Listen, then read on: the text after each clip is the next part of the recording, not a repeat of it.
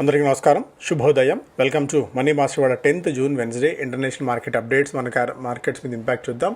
Asian మార్కెట్స్లో trend అయితే కొద్దిగా మిక్స్డ్గానే ఉంది.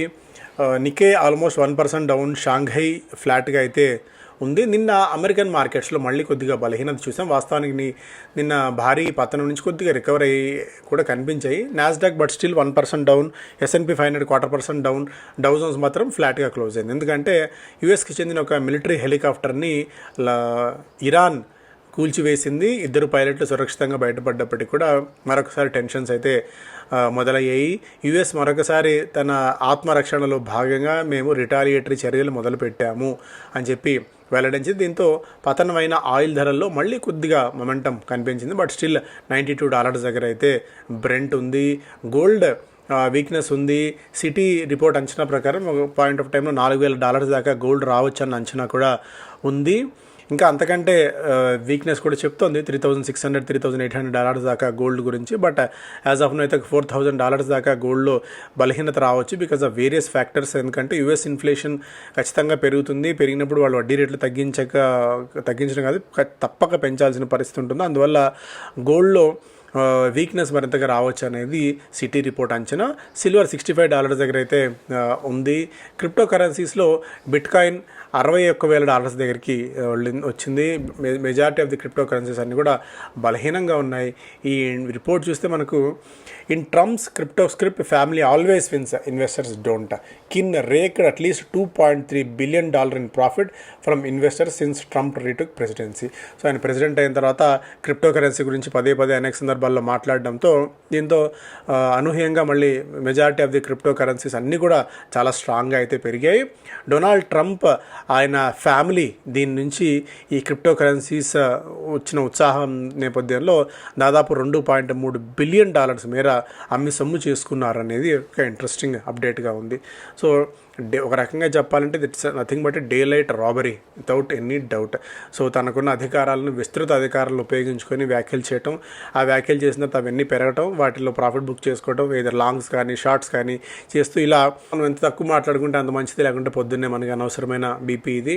మార్కెట్స్ పరంగా చూస్తే కొద్దిగా మనకు ఈ లెవెల్స్ దగ్గర ఒక మైల్డ్ రికవరీ అండ్ మనం ఎక్స్పెక్ట్ చేయవచ్చు. ఎందుకంటే మెజారిటీ ఆఫ్ ది న్యూస్ని మనం ఫ్యాక్టరీని అయితే చేసుకుంటూనే వస్తున్నాము.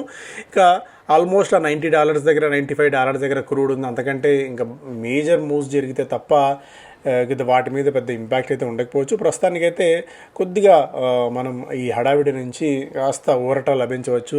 ఎలా అయితే వర్షాలు పడటం వల్ల వాతావరణం చల్లబడిందో అలా మార్కెట్స్ కూడా కాస్త ఈ వేడి నుంచి చల్లబడవచ్చు. అండ్ పవర్ రిలేటెడ్ స్టాక్స్ కూడా కొద్దిగా చల్లబడవచ్చు. కొద్దిగా చూసుకోండి. ఇప్పట్లో అయితే విపరీతమైన ఎక్స్ట్రీమ్ వాల్యుయేషన్స్ ఉన్నాయి. ఇప్పుడు వెళ్తే మాత్రం కరెంట్ షాక్ కొట్టక తప్పదు వితౌట్ ఎనీ డౌట్ మనకి. అండ్ యాక్టివ్గా Reliance industries, HDFC bank, Ola electric ఉండగా వాల్యూమ్స్ పాయింట్ ఆఫ్ వ్యూలో Vodafone, Ola electric and yes bank చాలా యాక్టివ్ కనిపించాయి.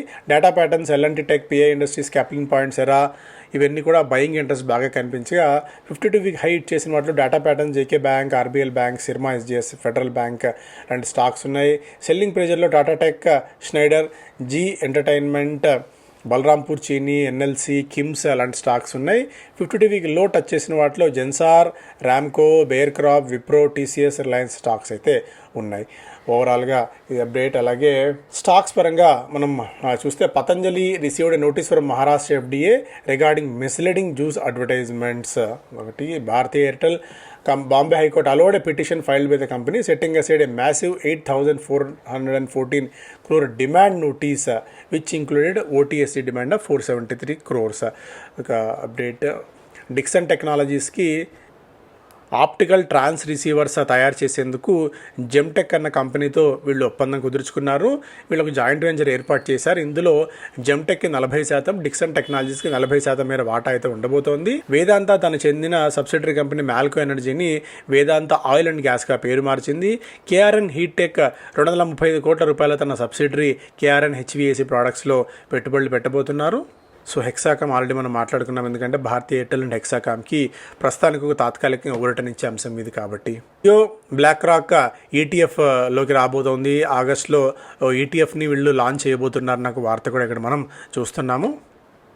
అలాగే ఎన్ఎల్సీ ఇండియా నైవిల్ లిగ్నైట్కి వాళ్ళ ఓఎఫ్ఎస్ 5 times సబ్స్క్రైబ్ అయింది. ఇన్స్టిట్యూషనల్ బయర్స్ దాదాపుగా 4,158 కోట్ల రూపాయల వర్త్ ఆఫ్ బిడ్స్ని దాఖలు చేశారు. డిఏఎస్ ఈ మధ్యకాలంలో దాదాపు 4.16 లక్షల కోట్ల రూపాయల మేర పెట్టుబడులు పెట్టగా, అంటే మన మార్కెట్స్లో నిధులు కుమ్మరించగా, ఫారిన్ ఇన్స్టిట్యూషనల్ ఇన్వెస్టర్స్ దాదాపు 2.7 లక్షల కోట్ల రూపాయల మేర మన మార్కెట్స్ నుంచి నిధులు ఉపసంహరించుకున్నారు. ఎఫ్ఐఐస్ వెళ్ళిపోతున్న డిఏఎస్ బలం రీటైల్ ఇన్వెస్టర్స్ మార్కెట్స్లో ఏదో ఒక పాయింట్లో నిధులు ప్రవాహం కొనసాగుతూనే ఉంది. దీంతో మార్కెట్స్కి డిఐ ఏమాత్రం భయం లేకుండా మార్కెట్స్ అంటే ఇలాంటి సిచ్యుయేషన్స్లో కూడా మార్కెట్స్ ఈ స్థాయిలో నిలబడి ఉన్నాయంటే వితౌట్ ఎనీ డౌట్ అది డిఐస్ బలం మాత్రమే. మ్యూచువల్ ఫండ్స్ ఈ 13 మిడ్ క్యాప్స్లో వాటాలు తగ్గించుకున్న వాటిల్లో Procter and Gamble hygiene, Kalyan jewellers, Escorts Kubota, అలాగే Patanjali foods mutual funds holding 3.32 నుంచి 2.25% తగ్గింది. అలాగే ఏడబ్ల్యూ అగ్రీలో 9.01 నుంచి 8.71కి వాటా తగ్గించుకున్న mutual funds Ashok Leyland, Godrej properties, LNT finance, PI industries, Indraprastha gas, clean science and technology, హడ్కో వీటిల్లో వాటా మెల్లగా తగ్గించుకున్నారనేది కూడా ఒక ఇంట్రెస్టింగ్ అప్డేట్. అలాగే 3M ఇండియాలో 7.4 నుంచి 7.38కి మ్యూచువల్ ఫండ్స్ వాటాలు తగ్గించుకున్నాయి. ఎకనామిక్ టైమ్స్ ఫస్ట్ ప్లేలో జెప్టో, పిప్స్, Instamart in orders but lacks, Blinkit ఐపీఓకి రావడానికి సిద్ధమవుతున్న సంగతి తెలుసు. ఫ్యూయల్ యూస్ 6.5% మేర తగ్గింది when compared with last year మేలో.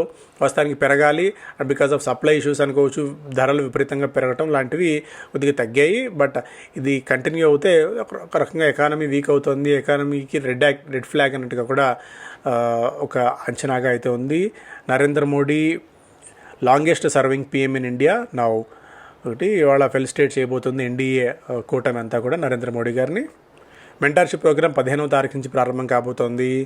Strong consumption supports growth even as Iran war raises cost concerns, steps likely to boost FDI. ఇక్కడ కన్జంప్షన్ ప్యాటర్న్స్ చాలా స్ట్రాంగ్గానే ఉన్నాయి. అందుకే మొన్న మనకి క్వార్టర్లీ జీడిపి నెంబర్స్ వచ్చినప్పుడు కూడా చాలా పాజిటివ్ నెంబర్స్ అయితే వచ్చాయి. అయితే తర్వాత వచ్చేది ఏప్రిల్ మే జూన్ డేటా ఎంతవరకు ఎఫెక్ట్ అవుతుంది, ఏప్రిల్ మే జూన్ డేటా ఎంతవరకు దీని వార్ ఎఫెక్ట్ ఉంటుందని మనకు అర్థమవుతుంది. బట్ యాజ్ ఆఫ్ నౌ అయితే కన్సంప్షన్ సపోర్ట్స్ వల్ల కంపెనీస్ కూడా నిధులు పెట్టేందుకు, నిధులు సమీకరణ చేసేందుకు, కొత్తగా వ్యాపార విస్తరణ చేసేందుకు సిద్ధమవుతున్నారన్నది కూడా చూడవచ్చు. అదాని ఎనర్జీ ఇంటెల్లి స్మార్ట్ని 3,050 కోట్ల రూపాయలకు కొనుగోలు చేయబోతోంది. స్మార్ట్ మీటర్స్ విషయంలో అదాని ఎనర్జీ చాలా స్ట్రాంగ్గా దూకుడుగా ఉన్న సంగతి మనకు తెలుసు. హెల్మెట్ కంపెనీ స్టడ్స్ నిన్నే మాట్లాడుకున్నాం. వెస్ట్ బెంగాల్లో హెల్మెట్ సేల్స్ విపరీతంగా పెరిగిన తరుణంలో లిస్టెడ్ స్పేస్లో ఉన్న కంపెనీ ఇది. సో ఈ స్పేస్లో మంచి పేరు ప్రఖ్యాతలు ఉన్న కంపెనీ కూడా కాబట్టి ఈ స్టాక్లో 18% మేర జంప్ చూసాము. దాదాపు 13 వారాల గరిష్ట స్థాయికి స్టాక్ హిట్ అయింది. బిజినెస్ స్టాండర్డ్ ఆర్బీఐ ఆస్ bank to assess AI risk gaps by June end. Fertiliser subsidy 3.4 trillion రూపాయలకు చేరుకోవచ్చు FY27లో అని చెప్పి అంశాలు. అలాగే TCS share in group market cap కనిష్ట స్థాయికి పడిపోయింది. ఐపీఓ తర్వాత మళ్ళీ ఇంతటి వీక్నెస్ టీసీఎస్లు ఇప్పుడే చూస్తున్నాం అన్నట్టుగా కూడా ఒక ఇంట్రెస్టింగ్ అప్డేట్. టీసీఎస్ పదే వీక్నెస్ హిట్ అవుతూనే ఉంది ఈ లెవెల్స్ దగ్గర.